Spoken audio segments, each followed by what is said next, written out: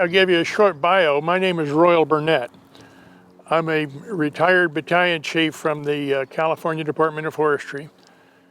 I finished my career here in the Redding area as the battalion chief in the Whitmore-Shingletown area. As part of my career, or the latter part of my career, I spent a good portion of my time doing range burns and vegetation management burns up in the Shingletown area. As part of my training and my exposure to all that fire, I became what's known as an FBAN, a fire behavior analyst. And that's a guy who studies the science of fire, what makes a fire burn, gives you the ability to predict the direction and the spread and the intensity of the fire. And since I was a range burner, I also learned quite a bit about fire effects. That is, when a fire burns with different intensities over different soils and stuff, how it's going to recover and how long it's going to take it to recover. I continued that interest after I retired, and so I've been a student of fire here in the Redding area for more than 40 years. I've seen an awful lot of fires around here. It's an axiom in the military that the military always starts out fighting the last war. They carry the tactics and the weapons and the mechanization, everything from the last war forward into this engagement. It's apparent to me the same thing has happened in the fire service. With the different things that have gone on, with climate change, with the increase in population density, with the growth in the vegetation, and the change in population density, the movement out here into the brush country, the fire situation has changed. The dynamics of the fires have changed. So now we're fighting an entirely different war, but trying to use the same methodologies. And it's not working. The men and the women that go out here and fight the fires every day they're doing yeoman duty. But they're fighting a losing contest. In the last 10 years or so, we've suffered so many major fires, I can't even recall them all. But here in the Redding area, in the last 3 years, we've had 4. You know, we've had the Hers fire, the Delta fire, the Cal fire, and the Zog fire. We've burned almost 395,000 acres by my rough count. We've lost almost 2,000 structures. Now, a structure is defined by Cal Fire as anything with 4 walls and a roof. So some of those are outbuildings and some of them are single-family dwellings, and I think there's even some multiple-family dwelling in there. Those kind of losses are unacceptable. We can't continue that.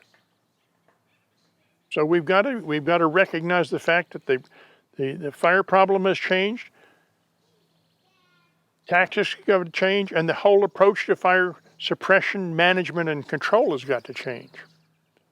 I mean, for sure, we've got to call the cavalry whenever we get a fire start. We've got to fight fire as hard as we ever did, and maybe even harder. We need to take care of these houses that are out here in the brush. Cal Fire's has started its a new program called its Vegetation Treatment Program. And it consists of mainly of, as I can see, of fuel breaks and the promise to manipulate 500,000 acres of land in California in a year. Fuel breaks are not effective on bad fire days. If fuel breaks were effective, the Cal Fire would not have jumped the Sacramento River. If fuel breaks were effective, the Zog Fire would have stopped at the Cloverdale fuel break. A fuel break on Highway 44 doesn't help somebody that lives in Round Mountain. A fuel break is a localized defense, and it's meant for low-intensity fires. I'll say that 90% of the acres burn on 10% of the days. It goes without saying then that 90% of the homes burn on 10% of the days. When we have, if you think back to the major fires that we have endured, the Cal Fire, the North Fire down in Butte County, most of those homes burned within about a 24 to 36 hour period. And a fuel break doesn't help you on those days. These are the days when that fire is spotting 3 to 5 miles in advance of itself. These are the days when the fire whirls occur and you can't predict where they're going. These are the days when we have what us firefighters call blow-up conditions, where the fire with no advance warning will just suddenly spread in random directions. The reasons for this, you know, a lot of energy release. Fire becomes plume dominated. That is, it gets a big thunderhead built on it. In thunderheads, you have updrafts and downdrafts, and when one of these downdrafts hits on the edge of the fire line, it can blow out in any direction, into the prevailing wind even. In these 90 percentile days, and in the days when we're in these high energy release days, fires become unpredictable, is what I'm saying, and that's when we suffer most of our losses. We can't fight fire on those days. On those days, the job becomes saving lives and rescue. 90% of the firefighting force that responds, let's say, to the Cal Fire on Thursday when it was running hard, 90% of the effort was directed toward evacuating the people. The fires are giving us lessons. Nature's giving us lessons here, and we're not learning them. You know, we're trying to build fire defenses built on what we learned 50 years ago. And those fire defenses didn't work, and they're not working now. One lesson that was really apparent on the Car and on the North Complex and on the campfire is that our evacuation notification is abysmal. You know, we've tried to do it with electronic media, with reverse 911 and internet and so on, even TV. It doesn't work. In these rural communities, maybe you'll have to go back to sirens. In the town of Old Shasta, the evacuation order there came, I think, at 4:30 in the morning, at 5:30 in the morning. Well, that meant that the sheriff's office and CHP had to go around door knocking at 5 o'clock in the morning on each individual house to get people to evacuate. People aren't up listening to TV or their telephones at that time. You know, we need thinking outside the box, outside of what we've been doing. Tactics are different by agency. We need in California an agreement between all agencies on a unified fire management scheme. As it stands right now, the Forest Service, U.S. Forest Service, on government land, they want to use fire as a land management tool, and they definitely do not want to hurt anybody. I mean, they are so safety conscious that they will not commit people to direct attack on fire unless it's a pretty cold line. Their common tactic is to draw a big box. That is, they look at a fire in a given piece of land and say, well, in 3 days this fire is going to burn up so far, and it's going to take us this long to prepare a safe line out here in advance of it, because they're using hand crews and they don't want to use mechanical equipment if they can. This is what happened on the Hers Fire. The Hers Fire was 10,000 acres. It was burning under benign conditions, as benign conditions as you're going to get. The fire had burned 10,000 acres in 10 days. And Forest Service drew its box out to 50,000 acres. And that's where it burned to. Had that been a Cal Fire incident, they would have gone in there and gone direct attack. And that fire would have been considerably smaller. I mean, it's a philosophy of the two different organizations. Forest Service, as I said, is a land management organization that uses fire. Cal Fire is a fire suppression organization that uses land management tools occasionally. I don't know if you can call it protecting resources if you're burning 50,000 acres out of the McCloud River drainage in the heat of the summer. I don't think that you can legitimize using fire as a land management tool during a drought. Cal Fire wants to use controlled burns as one of their primary methods of vegetation management in this new scheme. It's a drought. We don't know what's going to happen 5 years from now. If we go in and we kill all the vegetation, how much of it's going to regrow? And what's going to regrow? They're experimenting. I think they're doing desperate knee-jerk reactions. My thoughts are we need to harden the houses out here in the wildland. We need to have a program whereby every one of these landowners can get the benefit of hardening his house. If necessary for him to have, let's say, replace his wood siding with concrete siding, with hardy board or something like that that's non-flammable, he should be able to apply and get a low-cost loan for it, or maybe even a tax benefit, a tax credit like solar credits for hardening the house. As it stands now in the wildland out here, it's very difficult to get insurance. You know, we've lost so many homes all over California. Insurance rates in the high fire severity zones are just out of sight. There's got to be a program implemented where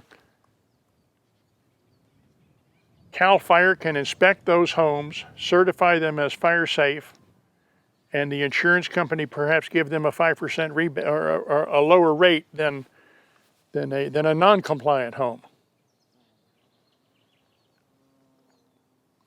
The Cal Fire inspection program, as it stands right now, is a numbers game. Just like many things in government, it started out well-intentioned and everything, but now it's who can accumulate the biggest number of inspections, and that's basically all it is. You know, Cal Fire inspects for vegetation clearance around houses. They want 100 feet of clearance. If your house is not fire safe, it really doesn't make a lot of difference. You can still pass the Cal Fire inspection. We need to implement programs that are fire-wise and fire-safe. Those are both national programs, whereby the inspection becomes a whole risk inspection. You could have a house like this house over here with 100 feet of clearance, and it would pass the inspection. We had the same problem in the Car Fire. We found that in post-fire analysis, some friends of mine and I went into West Redding, into the high-dollar neighborhoods, and looked at the houses that burned. I said, now how can we have lost so many newly constructed high-dollar houses? You know, what happened here? And in the post-fire inspection, we found that they had wooden fences that were contiguous into the house. We found that they had bark for decoration, and it was right in and tucked in under the house into the ornamental shrubs and stuff. We found in a lot of cases they had planted ornamentals that were flammable, like redwood trees and juniper bushes and so forth. We found if they had done what we call the home ignition zone, if they had cleared the 5 feet around the house to mineral soil, many of those houses would not have burned. But just through lack of education and through ignorance, that happened. First of all, if you're drawing the big box, it means that you're doing this in the height of fire season. It means you're allowing this to burn when the plants are at their most are stressed. That you're putting more and more stress onto that soil and that plant, immediately following that fire. Secondly, in most cases, the federal government does nothing to clean up after a fire. I mean, what we've got right here is a perfect example. Here's the man over here with his own lot, and he can only clear to the property line. I mean, he can't go out 100 feet. If his property line is 30 feet from the government property, then he has to stop there. And you'll see right in below his house, there's a draw that is just choked with dead material. Just absolutely jammed with it. I mean, when that burns, it's gonna be a jackpot of fuel is what we call it, Right. I mean, and there's going to be a lot of heat there, and it's going to throw spot fires everywhere. But the man that owns the adjacent property can't do anything about it. And that's what's happening with the federal forests and the government land. It's like this place here. If this catches on fire right now, of course it won't burn. I mean, the grass is green. You might get one or two of those dead bushes burning. But in August, if this catches on fire, this is going to be Katie bar the door. This is going to be an immediate threat to the town of Centerville, an immediate threat to the town of Old Shasta, a close to immediate threat to the city of Redding, depending on how bad the wind's blowing and how far the spot fires are dropping that particular day. It's my contention that the federal government is using wildfire as a land management tool without the benefit of the environmental impact reports. They're using it to subvert the need for an EIR. In other words, if they get a fire, as happened last summer, and we can give you a good example on the red salmon complex. It burned right outside of Hoopaw, and it started as a lightning strike, and it was, maybe we'll suppress it, maybe we won't. We're gonna manage this fire, et cetera, et cetera, et cetera. It burned all summer long, burned 156,000 acres, threatened the town of Hoopaw, threatened the town of Forks of Salmon, created I don't know how many tons of carbon emissions. We haven't talked about the smoke from these fires at all. More and more and more studies are coming in that says that wildfire smoke is not good for you. It's a carcinogen. Studies that I've read say that 1 acre of timber fire produced the same amount of carbon emission as 12 automobiles running 24 hours a day year-round. And we're burning timber by the thousands, by the tens of thousands of acres. The biggest cause of air pollution in California and Oregon and Washington is wildfires. The big box theory and those managed burns through the summer are a big contributor toward that.